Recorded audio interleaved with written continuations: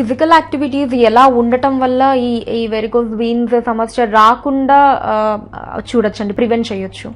Active life style అండి. మనకు ఈ యాక్టివ్ లైఫ్ స్టైల్ లేకుండానే ఒబేసిటీ రావడం వస్తుంది అందరికీ. మీరు చూసుకుంటే కనుక జనరల్ పాపులేషన్లో ఒబేసిటీ చాలా ఇంక్రీజ్ అయింది. సో ఒబేసిటీ ఒకటి, long hours of sitting are standing చాలా ఇంపార్టెంట్. తర్వాత ప్రెగ్నెంట్ లేడీస్లో కూడా కొంచెం ప్రికాషన్స్ తీసుకోవడం, ఇవన్నీ తీసుకుంటే కనుక మనము వెరికోస్ వీన్స్ని ఎరాడికేట్ చేయొచ్చు. అంటే వెరికోస్ వీన్స్ రాకుండా కొంచెం కంట్రోల్ చేయొచ్చు మనము.